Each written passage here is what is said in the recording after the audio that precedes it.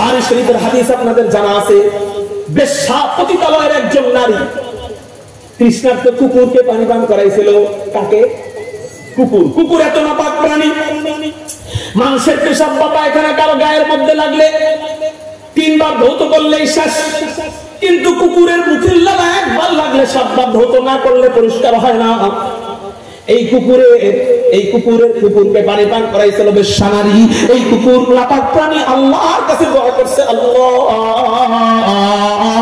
তোমার এই বান্দি আমাকে পানি পান করাইছে, ও মালিক আমি জানি আমি অনেক নাপাক, আমি জানি আমি অনেক নগণ্য, আমি জানি আমি অনেক তুচ্ছ, কিন্তু মালিক আমি তো তোমার মাখলুক, আল্লাহ তুমি তো আমার খালেক, আল্লাহ আমি তোমার কাছে দোয়া করতেছি, তুমি আমার দোয়াটা কবুল করো না।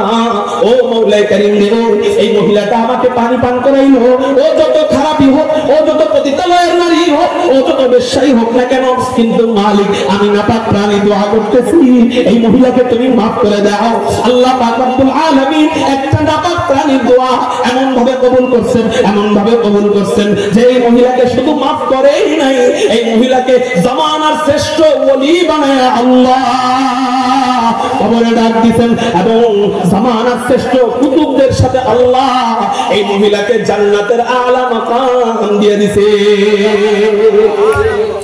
এই মহিলাকে আল্লাহ জান্নাতের আলা মাকাম দিবেন। শুধু তাই না, এই খবরটা আল্লাহ নবীজির কান পর্যন্ত পাঠায় দিয়েছেন। ওই জামানার কোন বুজুর্গের সংবাদ নবীজির কান পর্যন্ত আসে নাই, কিন্তু ওই মহিলার সংবাদ নবীজির কান পর্যন্ত আসছে। এবার এই নবীজি আবার এই ব্যাপারে, মহিলার ব্যাপারে হাদিস বর্ণনা করছেন। ওই হাদিসটা আবার সাধারণ কিতাবের মধ্যে উঠে নাই, সাধারণ কিতাবের মধ্যে স্থান পায় নাই, ওই হাদিসটা স্থান পাইছে কোরআনুল কারীমের পরে সবচেয়ে দামি কিতাব বুখারী শরীফ। যেই বুখারী শরীফের একটা হাদিস হযরত ইমাম বুখারী রাহমাতুল্লাহি আলাইহি, এই হাদিসটা 100% সহিহ, সমস্ত সহিহ হওয়ার সব শর্ত আছে।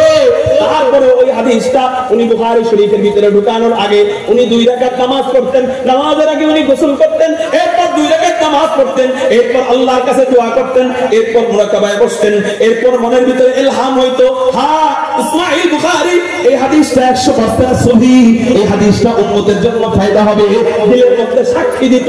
এরপর হযরত ইমাম বুখারী রাহমাতুল্লাহি আলাইহি ওই হাদিসটা বুখারী শরীফে ঢুকাইতেন।